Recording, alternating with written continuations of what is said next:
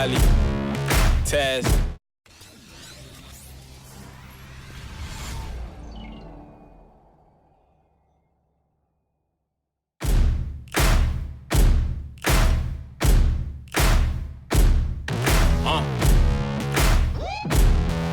Yeah.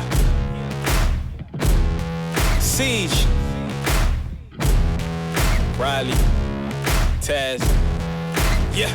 Set me free and give me death, there ain't no other choices. When I lay down to go to sleep, I keep on hearing voices. Little whispers in my head, man, is you fake a lawyer? Why know why that death designer, baby, pick your poison. These little demons living underneath my bed, creeping. Know the real monster lives above them all, sleeping. That subtle breathing in your closet every single evening. Thought you never see me again, looks can be deceiving.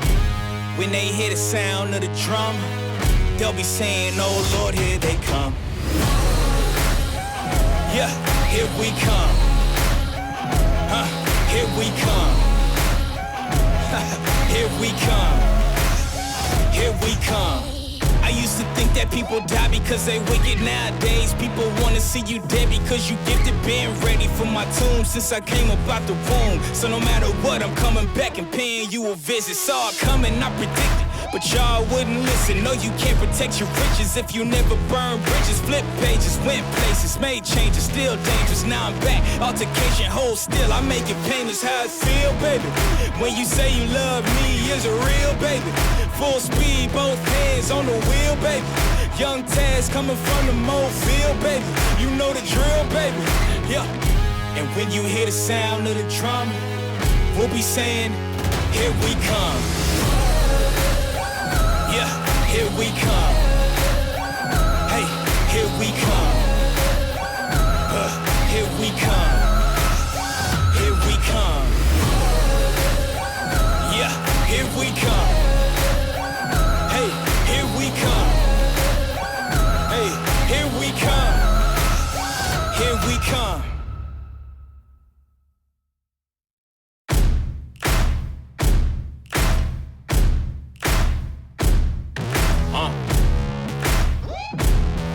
Yeah. Siege. Riley. Taz. Yeah. Set me free and give me death, there ain't no other choices. When I lay down to go to sleep, I keep on hearing voices. Little whispers in my head, man, is you fake a lawyer?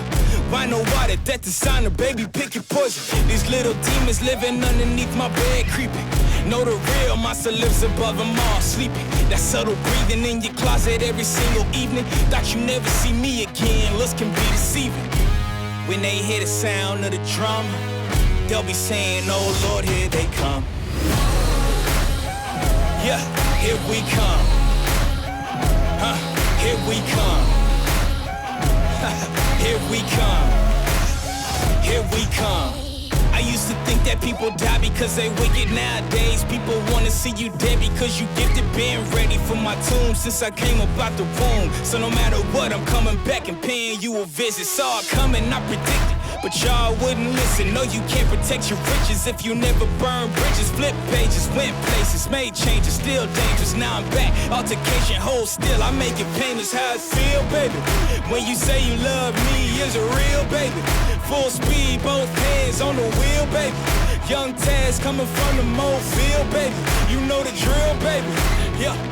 And when you hear the sound of the drum, we'll be saying, here we come. Yeah, here we come. What is up, guys? This is DDP back to talk some Cowboys football. It is not a Victory Monday, as people would like to call it, but I am joined here to commiserate all the same with my dude, Big Game James. James, how are you doing? I'm chilling, dog. Just, I'm in a daze. Yeah. It was not a good game. I kind of wondered how you could follow up the New Orleans game with a much worse watching experience. They found a way to do it. At least the defense for the most part showed up at New Orleans. In fact, I was saying after that New Orleans game, well, at least we know the defense is straight now. Mm-hmm. No. Everything fell apart here. The run defense that dropped out hard in week one, but kind of rebuilt over the next couple weeks, that vanished. Aaron Jones, man, He had what was his Who? stats? He had like 2 games prior that were like 20 carries for 44 yards in the 2 games leading up. Exactly. He looked like Zeke Elliott out there. And when I say Zeke, I mean like rookie Zeke. Zeke who actually made big plays and actually broke like home run balls. You know what I mean? Like, it's ridiculous the kind of impact we let Aaron Jones have on us. And the defense just couldn't do anything. Up the middle, our linebackers had a terrible game. That's a story we need to talk about a little bit as well with that as well. Oh man, yeah. I'm gonna give a few shout outs to y'all people in the box. What's up, Big Daddy? You got Mac Jones. Who? Mac Jones. My dog Glim. Keep on jumping in, keep on talking, let's bring it in. But man, like we were just talking off air, and that's the biggest thing that's ringing in my head. And I think you brought it to my eyes. I looked at it, but I didn't study it. Yeah. But when you were saying that after the Saints game, you thought that, maybe, thought we were going to come out with a good performance because we banged with the Saints. They had even though they had Teddy Bridgewater, they still had their offensive weapons. We were good tackling. The defense was like, okay, just like you said, okay, that's what I'm talking about. We'll be ready for Rodgers, even though I'm still a little worried about Rodgers, even though he didn't have to have Devontae Adams to me because he's Aaron Rodgers. He felt comfortable in Cowboys Stadium. He said it in his press conference. I felt like he was just super cocky in his press conference. He was really talking trash, like, oh, it's a beautiful place. It's all nice and lovely at club atmosphere, stimuli. Yeah, he gets up for it because he likes coming in and rubbing our face and whooping us, and it feels like he always has control. They've beaten us 8 out of 9 now. I mean, and it's all world. It's just like, remember when we were their nemesis in the 90s? Yep. We used to always trounce them, and now it's like 2000, they own us. But just insane that I was just thought, okay, but the defense, we got our guys back. Quinn is there. I think, I still felt, because remember what I told you, DDP? I called my score was 35-31. Yep. Okay, so, and you was like, whoa, they're still going to score 31 points even with Adams? Yep. Yeah.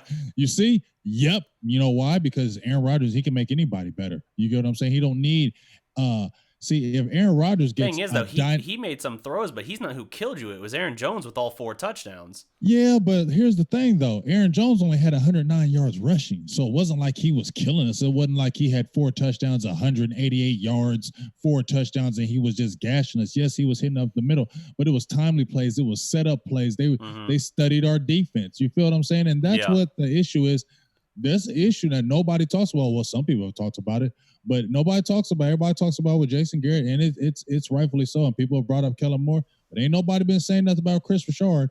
Ain't nobody been saying nothing about, Marinelli or Chris Richard and criticizing Chris Richard. Chris Richard has been like bulletproof. Like, he hasn't been getting any kind of kickback of what's been going on with the defense. And at the end of the day, here it manifests. They did what they wanted, and they schemed us, just like you seen when the Rams played us and beat us. The Colts, when they said they beat us, they said they schemed us. They watched us. They schemed. They watched how we shot our gaps. They basically went off of that, and it looks like the Packers did the same thing. They caught us in those gaps, and they just and when you look at our front line, I don't know. Malik Collins, to me, has always been a rush guy. He's never been a guy that's going to really stop the run. And I feel like the teams know that, and they attack him. And I feel like, once again, not saying we were outcoached, but you got a rookie head coach. Remember when we played in 2017? Yep. We had rookie head coaches back-to-back, and we got beat by them. You got another rookie head coach who loses. That's what I'm saying. Truth bomb. There it is. Yep. I hit a drop and it took a second to play, so I was trying to let that speak for a moment. Okay. But yeah, no, I agree 100%. It's brutal watching this team right now, because even when you think they're taking a step in the right direction, that part falls apart. The run defense was atrocious in that. I mean, like you said, 109 yards, not the end of the world. You're not going to do what they've done against the previous opponents who couldn't really run the ball at all. But even still, the middle of this defense is just being obliterated right now. And yeah, they're undersized. They're being moved out of the way. They're just not clogging things up. They need to get that big defensive tackle that we've talked about forever, but they seem to never have interest in. And even when the guys got to the second level, dude, this might have been the worst game I've seen from Leighton Vander Esch. He got juked out of his shoes at least 5 times, I think, by Aaron Jones, where he just never even, like, couldn't even get a hand on him. He was just juked completely out of it. And then on that one play, you have him, Aaron Jones, escape from Van Der Esch and then basically stiff arm Jalen Smith into oblivion. Now, Jalen takes him down with the tackle still, but you look at the play and it's clear who was really driving the force of that. So it's just brutal to watch in those cases, because you're looking at this and you're like, okay, when this defense was stellar last year, not quite elite because of turnovers, I still hold that position, but when they were really, really good last year, right at the cusp of it, it was largely because of the play of the linebackers. LVE was a Pro Bowler last year. Jalen Smith was, to many, including us, a Pro Bowl snub last year. So this defense played kind of by their lead a little bit, because they were just covering all over the field. They were physical, they were aggressive, they were sure tacklers.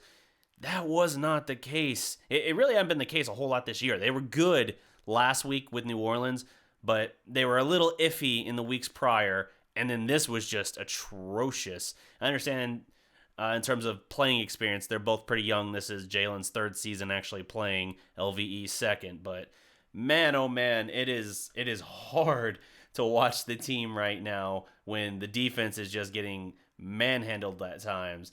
And you fall behind 31-3. I know that that's largely because of the turnovers. I'm not trying to lay everything at the defense's foot. The offense did plenty to shoot itself in the foot as well, whether it was Amari's drop that led to the interception on that first drive for Dallas, or Dak throwing 3 picks, could have had 2 extras as well. I get it. There were mistakes all around, but it's concerning to me that it doesn't look like either side of the ball right now is playing particularly well. Usually if one side's slacking off, you got to have the other side step up. Neither looks capable of that right now.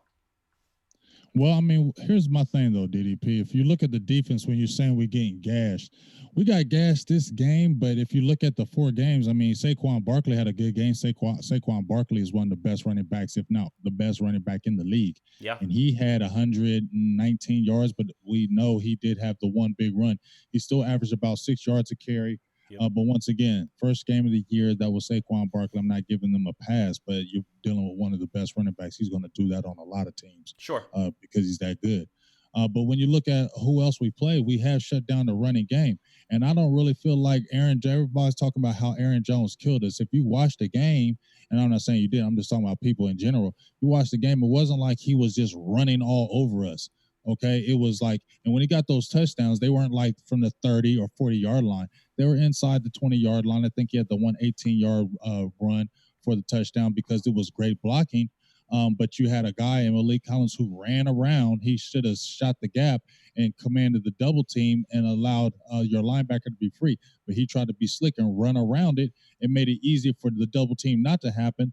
Your linebacker gets pinned right there. You got a big gap and a big hole. Yep. But once again, to me, that's the players not being mentally all the way in tune in the game, and also the opposition scheming us. And I feel like when we take L's, especially on the defensive side, we get schemed really good. I think in the Saints game, we came in there with the kind of maybe chip on the shoulder. We really wanted to prove it was a more personal game. Well, I'm not going to say more personal because that Packers game is personal. But, we're going to New Orleans, and they wanted to shut down Kamara because they didn't want Kamara. I feel like, you know what, they looked at, this is Alvin Kamara. This is Michael Thomas. Let's go in there and shut these guys down. You know what? We're playing Green Bay. We just got to worry about Aaron Rodgers. We ain't worried about no Aaron Jones. They don't got Devontae Adams in. You don't feel like that was kind of the mindset that maybe the team on the defense maybe let their guard down and felt like, well, you ain't really got no stars on your team. You got Aaron Rodgers. We can contain you and beat you. Maybe they smelt themselves a little bit because when you saw those missed tackles and Van Der Esch and them getting juked like that, to me, that's maybe your head's not all the way in the game. Yeah. You know what I'm saying? That's what happens when you're not all the way in the game. Plays that you usually make, because when he was going against Kamara, and Kamara is every bit as slippery, or if not more than Aaron Jones, breaking more tackles than Aaron Jones, and LVE was dialed in that game. You get what I'm saying? So that's preparation on the players' part of why we didn't do good. I don't know if it's preparation on the defense, but when I've seen us get gashed, teams schemed us really good, and they could tell us about it the next day. Yeah, we knew their scheming. We just knew we had to do this, and we were going to get them in the middle. And where did they scheme us? In the middle. Yep. No, absolutely. And one thing that's important to call out on that as well, it's not, and not that you think that, but it's not all on Jason Garrett. I know fans are trying to lay this at Garrett's feet. I guess you could say something with like the readiness and the preparation, but at some point you got to put it on the players too. Yeah, for sure. Like you got to make sure, like if you're the players, that you're not overlooking it. Like you said, Yeah. if you're coming in the game, you're like, oh, we just got to worry about Rodgers. He don't even have Devontae Adams. We're not worried about Aaron Jones. Yeah, we'll be fine. No, you can't have that mentality. You got to understand that, like, okay, we just lost a game last week that we felt we should have won. We're still trying to prove that we are as good as we say we are. We have to come out and we have to deliver on that. And they didn't. I mean, pure and simple, they laid an egg. You fall behind 31-3, you fall behind 17-0 at half. You're not playing up to par. And, you know, the Cooper interception at the beginning on the first drive, we talked about this offline a little bit earlier. I don't know by what metric, like what the NFL classifies as a drop versus not a drop. Right. Because, right. yeah, how when we both look it up, it says he has 2 drops on the year. Right. Doesn't make any sense to me. I've literally counted 4 or 5 at minimum. And I'm assuming they're basically saying unless it hits him square pretty much at the chest or face like with both hands, it's not a drop, because apparently this is not a drop. And if it's hitting him anywhere in the hands, unless it's just square on the money, it's not a drop. So I don't agree with that. I would still say he's having a problem with drops this year. It's kind of like a couple years ago when Dez was his last season with us and we were talking about drops and they were like, well, according to this website, he only has 3. And we're like, dude, he's got like 7. Right. Like, it just depends on what source you're looking at in that case. So that's something that I'm writing on as well for this week, talking about Amari Cooper. He has the big play. Of course, he had the best day of his career. He had like 226 receiving yards on 11 catches, and that 53-yard touchdown. I hate that play happened in this game, because that should have been such a iconic play for him as a Cowboy. No one's going to fondly remember that. They're going to look at it. They're going to remember this loss. And they're going to want to ignore what happened in this game, or they'll remember first the clanker off his hands that gets picked by Jair Alexander, who Cooper whooped all throughout the game. You know, we've talked before about how playing top dollar defense out there. He just got praised last week for being one of the best corners in the league at this time. And Amari, once again, he comes up against Amari. Amari cooks him. Yeah, no, absolutely. And, you know, we were talking about before the game how, you know, Zeke, even if he gets 100 yards, it's not the controlling the entire game impact necessarily if your total offensive output doesn't really match it. Well, Dak threw for a bajillion yards pretty much. It was, I think, a career high for Dak in passing yards as well. And, of course, Cooper gets 226 as well. But you got the 3 picks. You had a 4th one that, because of, what was it, in the end zone, that was called back. Yeah, he got lucky on that one. He got lucky. It was like back-to-back plays there. You had the fumble that was called off because of the false start, and then you had the pick called back as well. And so, yeah, those both worked out. But, man, I don't want to get into the officiating. I know you don't either, but it is a point worth at least touching on a little bit. The key thing in the game, as the Cowboys are kind of getting somewhat back on track in that second half. I can't remember what the score was at the time. I want to say Dallas. They might have already had 24 or they had 17. But they were basically trying to mount whatever comeback they could. And you have the 3rd pick by Dak, which you see Michael Gallup just get pretty much mugged going out there and not called. Dak apparently threw the ball in that direction because he was trying to draw attention to it, and it just ultimately backfired, like in the most absurd way it could possibly backfire. So, I mean, that's crazy because it just kind of shows some of the inconsistency. Like the Anthony Brown pass interference was pass interference. He got there early. But I think that's the frustration for fans, is you see this very slight bump just a hair early, 53-yard penalty, and then you see over here your receiver get mugged, interception that is a huge impact on the game, because I think it was at midfield basically, and the Green Bay got 3 extra points out of that, and there's no call. There's not even the illusion of a call. That was the key. More time off the clock. Yeah, absolutely. And, you know, as far as the Jason Garrett thing, you know, he's had his penalty there where he throws down the challenge flag. That was a weird series of events too, because he challenged the Anthony Brown pass interference first, and it looked like there was something with the ref there at that point where the referee basically said something to the effect of, if you don't like it, challenge it. And Garrett's like, I'm gonna, and like tosses the flag out there. I don't know why he's challenging that. Like, you pretty much have to. The only way they're gonna call after the fact pass interference, it looks like, or sorry, withdraw pass interference, would be if literally there was no contact at all. If there was like a yard of separation, and maybe then they would think about it. But that ends up taking away the challenge. You got one challenge left. Then, because of the missed sideline catch on a fantastic grab by Cooper, that was like a 25-yard play, and then Garrett gets the penalty because apparently he said something the official felt was derogatory as he makes the catch, takes 15 yards out, and instead of like a 30-yard play, you get a net gain of 12 yards between the penalty and all that. So that was the game, because then at that point, you're out of you've burned an extra timeout you didn't have. You're out of challenges.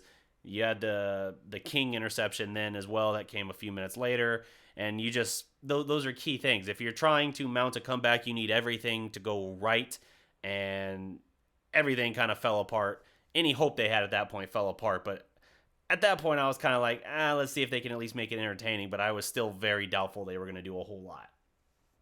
Well, see, here's the thing. I'm not going to sit there and, lay all this on Garrett, but as I made on my Twitter post that, he didn't throw the interceptions. He didn't miss blocks. He didn't get holding calls. He didn't get timely penalties. That wasn't Garrett's fault. But at the end of the day, like I said, it's just a reoccurring thing under his regimen. It's just a reoccurring thing to me about it. It seems like unless Dallas plays a perfect game, we don't win. You get what I'm saying? Like it seems to me they have to be perfect type games for us to win. If there's any kind of adversity in the game, it seems like we always come, not always, but it seems like we end up on the short end of the stick. And that's the only thing I say with Garrett. If you look at it, like I said, his track record being with the Cowboys, he's only had one losing season, 3 NFC East titles. You can't really bash him for his record. But to me, when you see it in games, these things come up time and time again. Let's not say they don't, because they have. We watched Garrett from 2010 on. How many times have we had heartbreak games like this? How many times have we had games where we've literally shot ourselves in the foot when we should have won the game? We say, yeah, other teams have done it too. But teams, to me, that consistently are getting into the playoffs and consistently competing for a championship don't have these plays. How many times have we said to ourselves, how come the ball never bounces our way? How come we never get these fumbles? They'll bounce all for the other team, or that we'll throw the timely interception and then they win the game. But we can't never get that interception to win the game. Why is that? That's my thing I keep searching for and trying to find out, because that's why I say, are we ever going to get over the hump with Garrett? He's not a bad coach. He's a good coach. He's not a great coach, but to me, he's good, but he's not good enough, because it seems like things always seem to happen like this in Cowboys games. And once again, if we don't play a perfect type game against a really good team, we end up losing those games. Yeah. I mean, it just shows it. I wish I could get a stat for it, but those are the things I see too many times. And as I said before, you know the importance of this game. Yes, you had the quick mistake, but once again, that was an early mistake. It's not something they couldn't have came back on and came back and still won a game. It's not something that you get 17 down, 17 points, or then all of a sudden it's 31-3. That's not what it happens just because you had one interception at the beginning of the game. But it seems like right after that, it takes the sail out of our team.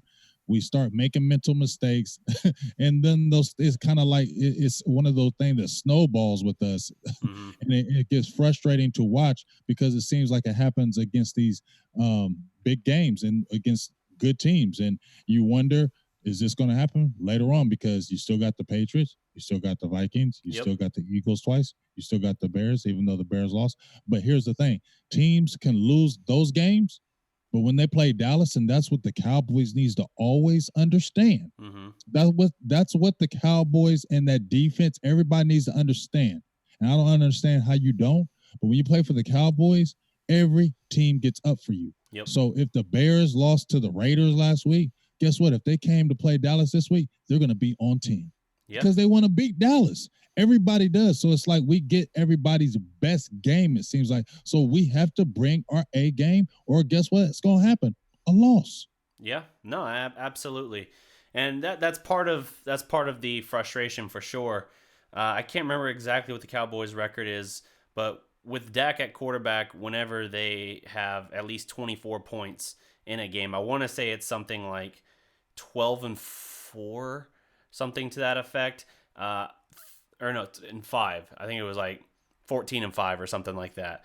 But 4 of those 5 losses all have come to Green Bay, which it shows that, like, even in those bad situations for us, the offense usually eventually gets something going with Green Bay. Obviously, this time was hilariously too late. But it's something where if you can just keep those turnovers in check, the Cowboys dominated this game if not for the turnovers, at least in terms of yardage. It was 563 to 335 in favor of Dallas, 32 first downs to 24. But the difference, though, is, of course, the 3 turnovers. Green Bay didn't have any. You had a couple times there where Aaron Rodgers was able to narrowly avoid one, throws an incomplete pass on what was originally ruled a fumble, and that flipped the field. Just them getting to punt flipped the field. Let me ask you this quick. I don't mean to interrupt you, DDP. Do you think these other coaches are scared of Jason Garrett? No, and we've said that forever. I mean, that's all I'm asking. And it's not a bash of Jason Garrett thing. I promise. I'm not trying to bash him. But I'm wondering in my head, do the Green Bay Packers, this rookie head coach, did he go in here like, oh, man, you know what? They got a tough team. We got to worry about this. Or do they go in there like, we can beat these dudes? Pretty much the latter. I think the only guy that they might have feared by the end of the game, maybe not by the end of the game, but the only guy they might have feared a little bit in that game would have been Amari Cooper. And because of how we were playing early on. But I just feel like teams know we have talent. Yep. And I don't feel like teams don't deny we have talent, but I just feel like maybe coaches just feel like we scheme them right, we can beat them. Yeah. Something we should also take a look at, and we'll have to do a little research on this probably. It seems like Dallas has been heavily penalized throughout this season, and that's something as well, talking about the execution factor. I think they go 10 penalties for 119 yards in this loss here, and that was huge. I mean, not just obviously we know the one big pass interference on Anthony Brown. There was another he had in the end zone, but that didn't make a huge yardage difference. But you see these mistakes that kind of hamstring the team a little bit. We had so many drive killers, not just the interceptions. We had ill-advised holdings, false starts, things like that. And man, what frustrated me most was watching Cam Fleming get just destroyed. Who was it? It was one of the Smiths. It was what's his name? Zaire? Zadarius, yes. Zadarius Smith just obliterating. It basically was like flashbacks to 2017 Atlanta. Like watching him, like it wasn't the sack party that we saw that game, but he was just blowing by Cam Fleming, and you were just waiting for Dallas to really make an adjustment. You know, whether it was having someone stay back to chip or sending an extra tight end over there. It just didn't seem like they were offering that support. And at some point, yeah, as you're watching Green Bay just start to run up the score, you're kind of wondering like, okay, so we're just going full Atlanta here, huh? Are we going to go until we break Dak or something? Because at some point, you know, I know he had 2 touchdowns in the game as well, but at some point, you're like, okay, things have undeniably slowed down the last 2 weeks with the offense. I don't know how he threw that Gallup touchdown. I don't know how he threw that because he got smacked. Yeah, he got smacked. Gallup made a great adjustment on the ball because that ball was a floater. Yeah, I don't even know how he caught that. That was a crazy pass because he got absolutely smacked. And just like you said, the Cam Fleming, I mean, atrocious. But, you know, I went back and looked at when he played at Stanford. He was strictly a right tackle. Yeah. I seen he started 39 games at right tackle, so he really wasn't a left. He did end a pinch when I think Nate Soldier went down. Yeah, for New England. When he was with New England, and he switched over and played left tackle, but he's more of a natural right tackle. And Dallas has him strictly as a left. And as we see, he struggles as a left tackle. I bet you he's a better right tackle. I bet you he is a better right tackle, and I bet you he plays better. And we have him out of position at the left. So you have to wonder why the staff probably is doing that, because it looks like it's not beneficial for the Cowboys right now, because when Tyron Smith gets hurt, like you said, it's feeling you don't have that good feeling. You have a scary feeling because you feel like every time Dak snaps that ball, he's got to worry about his backside, and he's getting smacked on these plays. And when you're a quarterback and keep getting hit, I mean, you start not playing like you normally do. I don't care what quarterback you are. I don't care you're Tom Brady or not. When Tom Brady keeps getting hit, Tom Brady not going to make all them plays because he's getting hit. He's going to start looking at that rush a little bit more when they keep coming back there. That's what happens. So, the good thing about it was we saw a young kid who that was crazy. Brandon Knight stepped up like no other. I was ridiculing a little bit at halftime because when the pass rush first came in, they were getting in the back for the first couple of times, but he settled down. He had a really good game.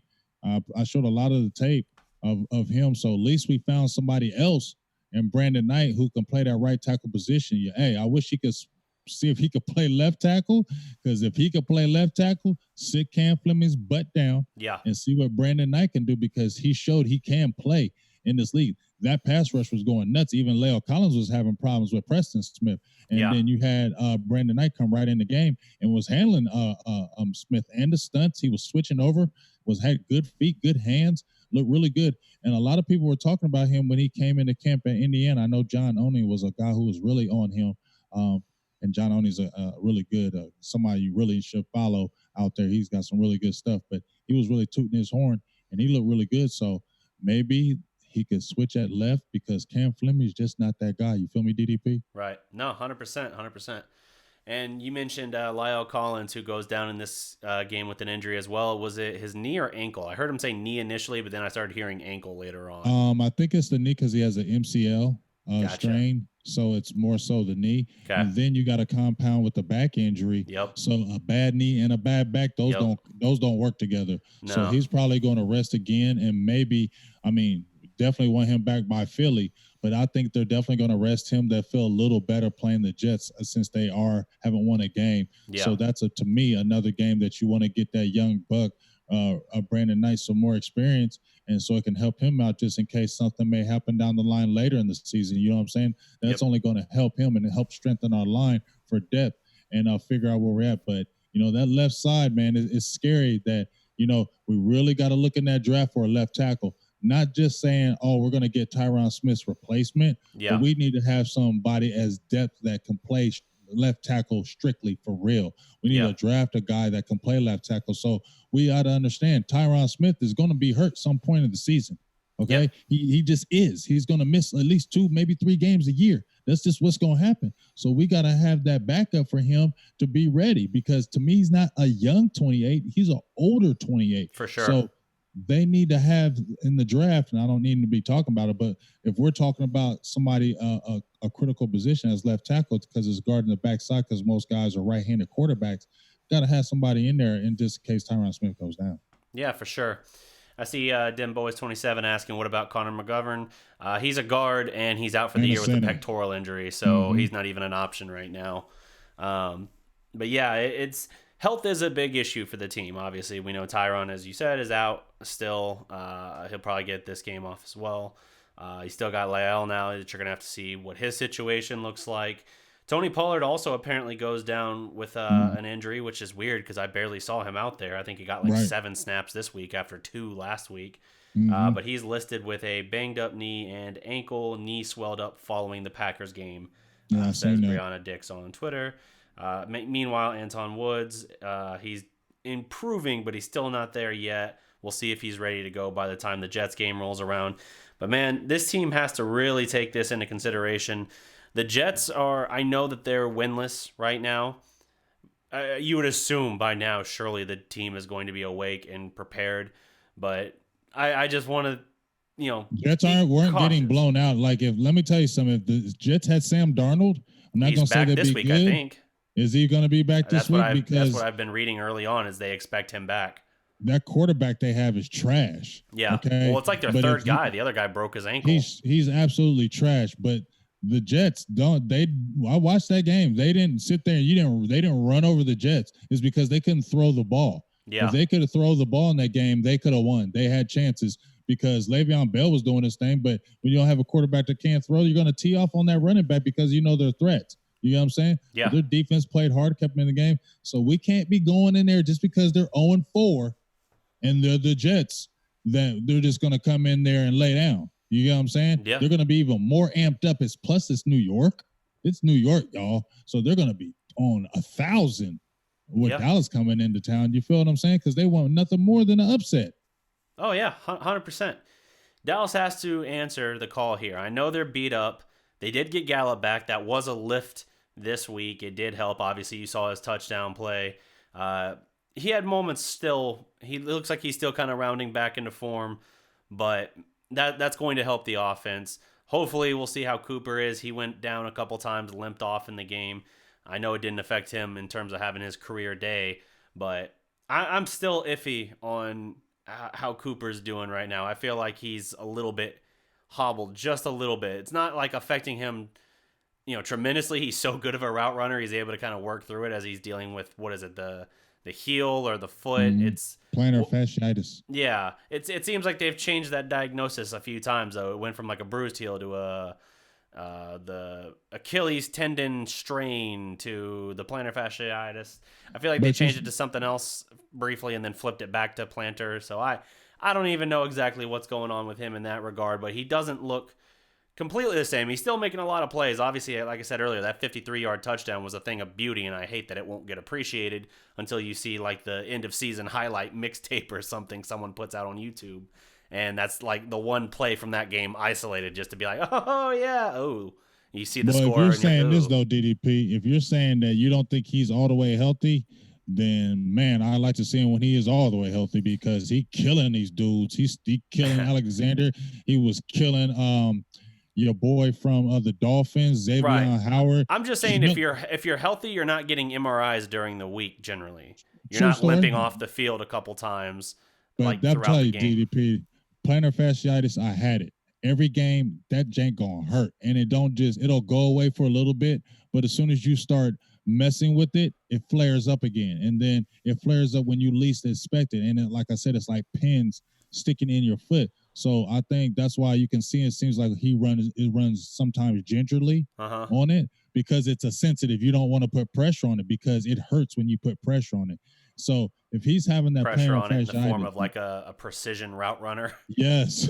So for him to be doing that, and if he has that, he's a beast because he's sucking up that pain like no other because that stuff hurts. And for him to be making those cuts like he's still surgically making these cuts on cats and having that, man, Amari Cooper is a beast. He's playing great. I mean, other than my concern with the drops, again, I will gladly refute the 2 drop thing because their definition of a drop is way too loose if you're telling me he's only got legitimately 2 drops through 5 games.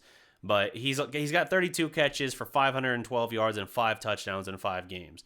Like he's continuing to beast. He not only did he pick up where he left off last year, he's one-upped it. He's playing better right now than he was for us then, with the exception of the drops. In the 10 games we had him last year after the trade, including playoffs, I think he had like 2 drops that I can remember, and that was really it. So we were like, I don't know what these Oakland fans are talking about with some drop concerns. He never drops the ball.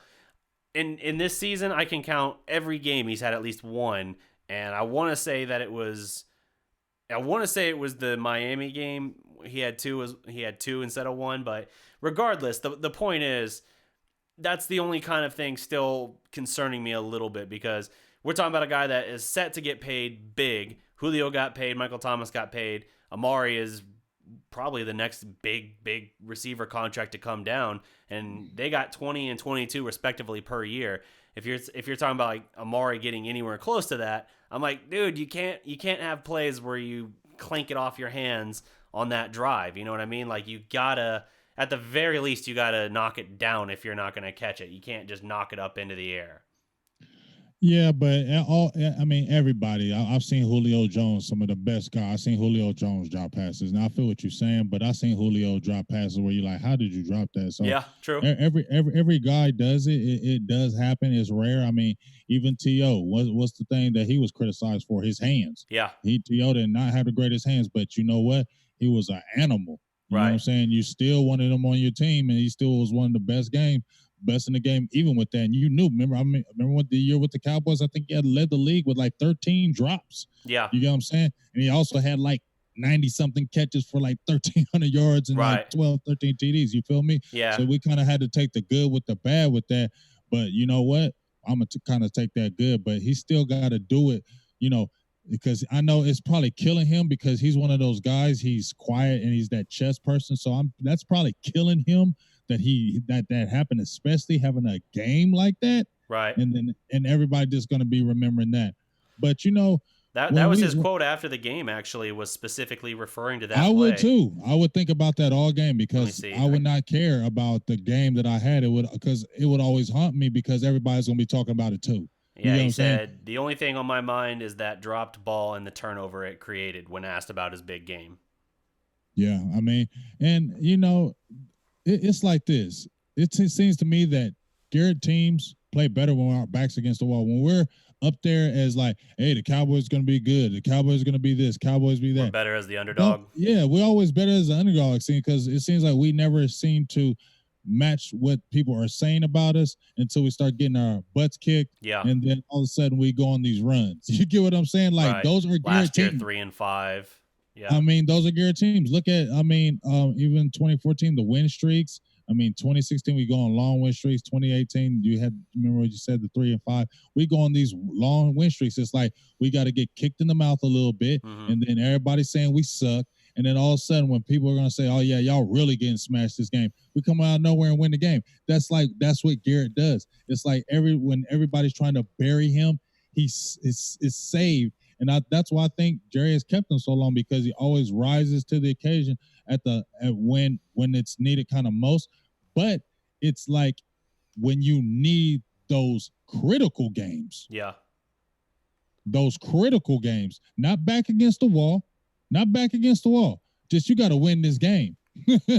We don't. It seems like we've kind of fall short. You know what I'm saying? Yeah. But if we're like a 3-4 and we're playing the Eagles and they're 7-1, and it's like, oh yeah, y'all gonna lose, and then we'll come out of nowhere and win. But if we were 7-1 and we're playing the 3-4 team, guess what?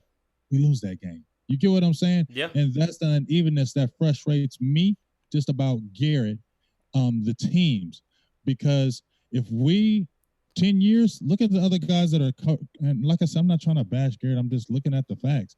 If we look at the other coaches that have been in the league as long as Garrett with one team, they at least have one Super Bowl under their belt. Yeah. They at least been to one. I'm not saying they won them, but they've at least been to one. And by now, I think he should at least hit that level. And it's still the same level as it was to me 5 years ago. How is it different? Because we haven't advanced any farther in the playoffs. Yeah, no, that's how much more is it different now from 5 years ago? Because those same things are still happening that happened before. Mm-hmm. That's all I'm saying. Yeah. No, for real. The thing with the Cowboys in this case, even if they can take care of business against the Jets, which they should, but nothing's a given, especially with the kind of stumbling they've been doing the last 2 weeks. Even if they can get past the Jets, they got to wait 2 weeks before they have a chance to make any kind of statement with regard to the national perception. Because it doesn't matter if they beat the Jets, even if they were to beat the Jets, 35-7 or something, it wouldn't matter. I'd be happy with that win, but it wouldn't matter in the sense of like changing any perception. Now they do, to your point, play better when they are the underdog in recent years. That really dating back to more than a decade. At least 15 years probably with that being the case. But it's a weird situation because I feel like Philadelphia had their slew of injuries, but they were able to ride through it. They went to Green Bay and beat Green Bay like the week before we dealt with it. And so you see a team that they fell off early, kind of survived those injuries. They got Deshaun Jackson and Alshon Jeffrey back. Peterson's a damn good coach, DDP, and you know it. They're starting to kind of piece themselves back together a little bit. And I mean, we still have the lead in the division, but it's Peterson's a better coach. Yeah, I hate to say it. We know that. That's one of those things. We know Garrett, when everything is right, when he has everything in place, he can usually be good enough. It's when things aren't working, as we've called out many times in the past, when he starts having those critical injuries, that everything falls apart, and he's always just gotten mulligans. Whereas the Eagles took their year where they had critical injuries, and they're just like, I don't care, we're going to keep going. I don't care, we're going to keep going. I don't care, we're going to keep going. And they ended up winning a Super Bowl out of it. So yeah, coaching matters. Coaching is everything. Now, that was the year where they just were that damn team, so to speak. But if you got things in your favor in that regard, whether it's the ball is just bouncing your way or whatever. You got to be able to capitalize on it, and I feel like Garrett is not really the guy for that, and I feel like we should have by now seen more than enough of that, because I'm concerned at this point if we can't straighten things out here, if we can't answer back with a decisive, and I mean like decisive victory against the Jets, and then follow it up against the Eagles and do the same, I'm going to start wondering if we split, let's say, these next two games. We beat the Jets, lose to the Eagles, hypothetically. If we're sitting in that position and suddenly we're 4-3 and all three losses are against the only good teams that we've faced, I'm going to start worrying that we are that perception that the national media projected us with when they were saying we're going to be like 8-8 this year. And we're like, no chance. Because you look at the team the last 2 weeks and you're like, yeah, maybe, especially with these injuries, if they can't get their head out of their ass, they might end up doing something stupid like that and having a really bad year. But you know what's so funny to me? How people try to say, oh, don't panic. And nobody's panicking. Like, I'm not panicking. And that's what's so funny when people are like, if you say something about the team, people are like, oh, look at y'all panicking. Ain't nobody panicking. Yeah. I'm just, here it is. And I just want to speak the real DDP. Nobody's panicking.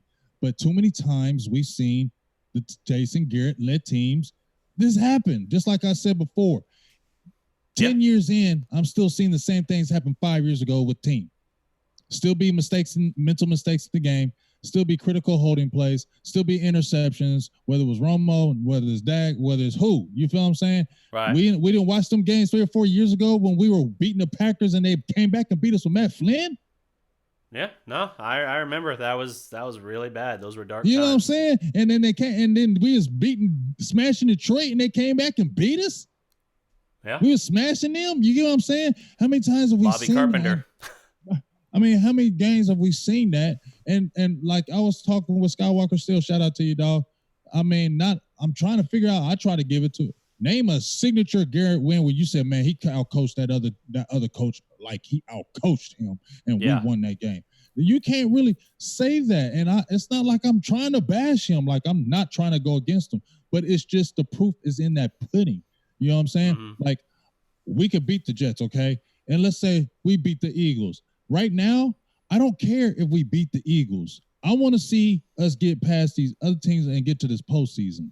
Right. I told everybody at the beginning of this year, it ain't about the regular season with me. Agreed. I want us to get past this and get down this postseason, because it don't matter if he beat the damn Eagles twice in the regular season. If you go in the playoffs, don't beat them. Yeah. No. You get what I'm saying? 100%. And that's what I'm looking at from this team, because we can play great as far as offense. We look good. You get what I'm saying? But then the defense ain't playing good. It's just the consistency of what I want to see from the team. Like, we have too much talent, I feel, gets wasted. We got talent that gets wasted by not getting where we're supposed to get. Like, I don't know, DDP. I just get frustrated because I just feel like we should be better. We still shouldn't be having the same things going on that happened years ago. It shouldn't be that same thing. Yeah, I think the team is aware that it has a lot of talent, and I think because of that, they maybe, as Dak said after the game, they were feeling themselves a little too much, where they weren't preparing as hard in some of these games. Now, doing that against, except for the New Orleans game, the defense, as you said, looked like they were really up for that game. The defense played very well throughout the game. There were a couple times late where Kamara started getting going, but that's just a defensive slugfest. Eventually the defense wore down some. But other than that, it looks like the team hasn't really put together a complete game against a good team, a quality opponent that can actually match them in that regard.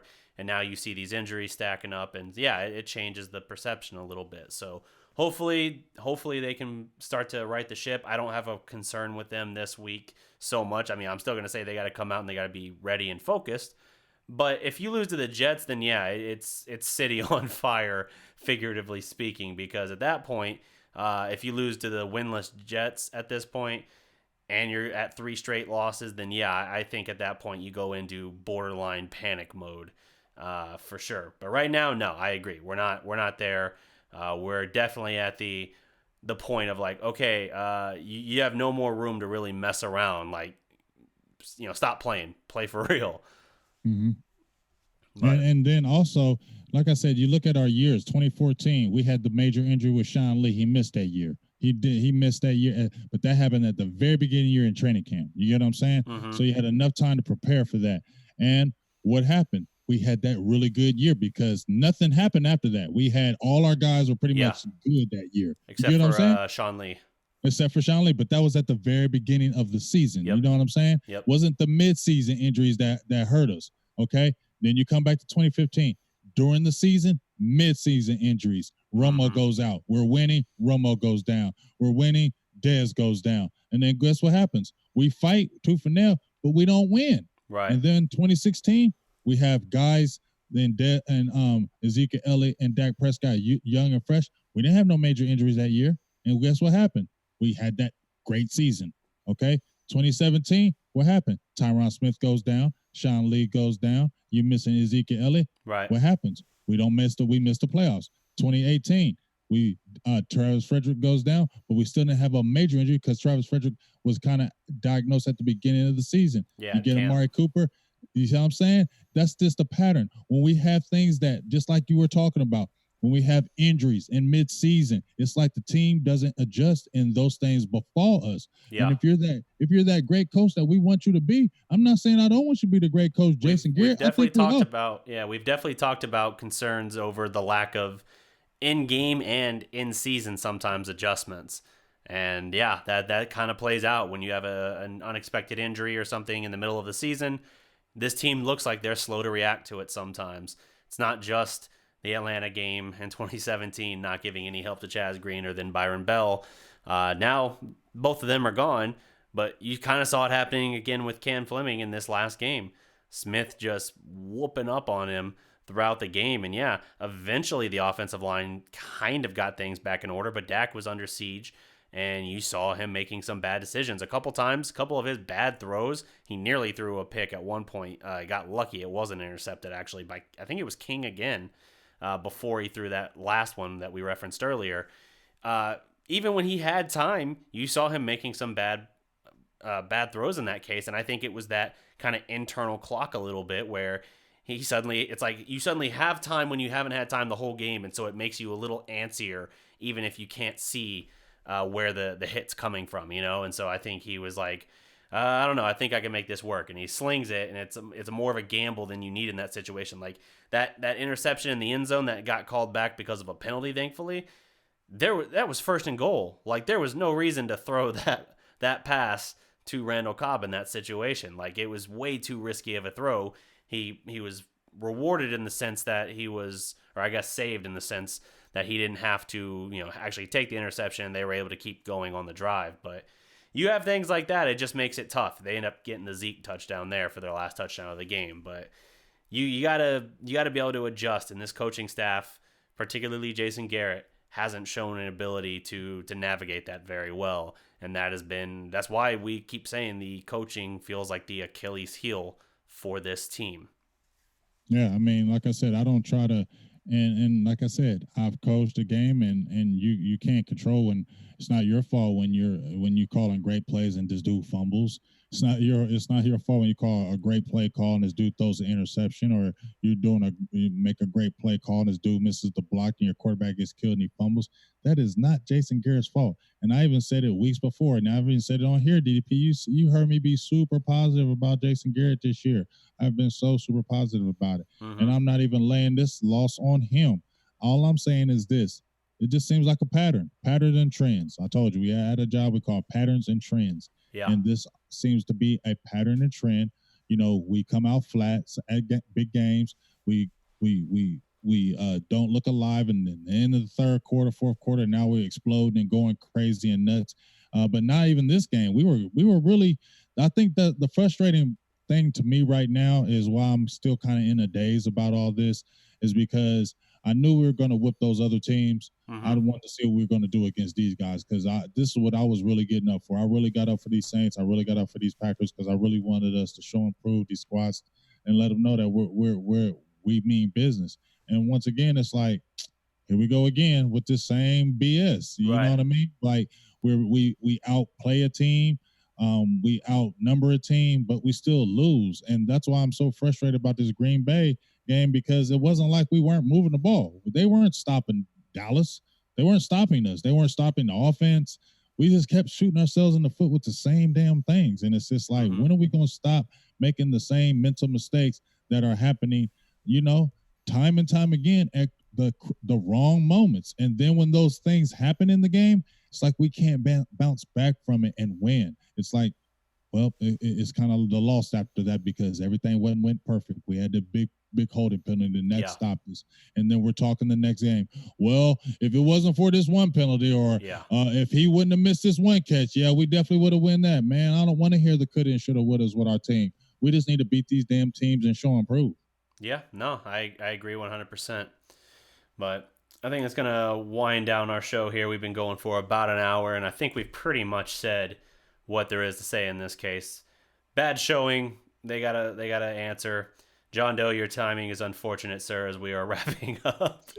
Always love the guy that jumps in as we're like, all right, we're going to wrap up. What up, dudes? What's up, guys? And we're about to call it a show. Yeah. But, we'll be back. We'll be back, of course, after the next Cowboys game as well. I'll be doing a show for Mavericks. I'll be doing Wednesday night. They will, at that point, have played their first preseason game. That's Tuesday, so we'll have some good stuff to talk about. Yeah, there was the open practice yesterday as well, and the scrimmage. I've not had a chance to talk about that, so we'll talk about that some as well when that rolls around. But, James, thanks for coming on. Let them know where they can find you. Oh, yeah. If y'all want to ever check us out, Silver and Blue Nation on Facebook, YouTube. We got Instagram. I did an Instagram video today. I'm starting to do the Instagram live videos. I'm a little old school, so I'm still catching up. Right. But holler at me on the YouTube channel. We got that over there trying to pop. Probably go on there maybe tomorrow early in the day. And then, like I said, we got our Silver and Blue Nation on our Facebook, and we also got Twitter. Make sure you just check us out. We'll be doing some traveling. Hopefully we'll be seeing you again later this year at some home games with the Cowboys experience. And, we just try to keep it real. I don't know everything. I'm going to tell everybody I don't know everything. Right. But I'm always trying to learn knowledge from everybody. You get what I'm saying? I'm always trying to learn. I do know a little bit, though. But I'm always trying to learn, and I like listening to the people, and I appreciate all the fans and people who support Silver and Blue Nation. I just always want to tell people that it's an honor that people have supported us the way they have, and I'm always appreciate the people who love and the people who hate Eastside Harold. I love you too, dog. Yeah, I don't even worry about the people that just want to troll. I just kind of let them talk. But anywho, yeah, so we'll have more content rolling out.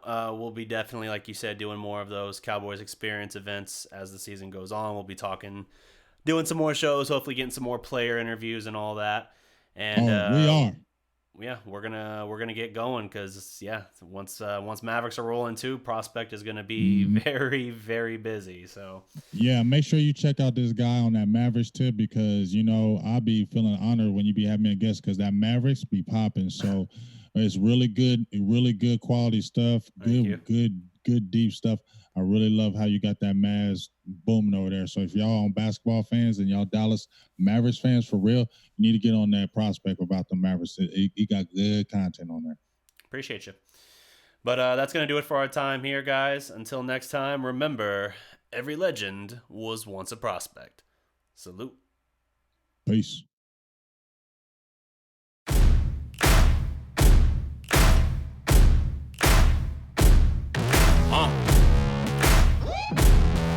Yeah. Siege. Riley. Taz. Yeah. Set me free and give me death, there ain't no other choices. When I lay down to go to sleep, I keep on hearing voices. Little whispers in my head, man, is you fake a lawyer? Why no water, that designer, baby, pick your poison. These little demons living underneath my bed, creeping. Know the real monster lives above them all, sleeping. That subtle breathing in your closet every single evening. Thought you never see me again, looks can be deceiving. When they hear the sound of the drum, they'll be saying, oh Lord, here they come. Yeah, here we come. Here we come. Here we come. Here we come. I used to think that people die because they wicked. Nowadays, people wanna see you dead because you gifted. Been ready for my tomb since I came up out the womb. So no matter what, I'm coming back and paying you a visit. Saw it coming, I predicted, but y'all wouldn't listen. No, you can't protect your riches if you never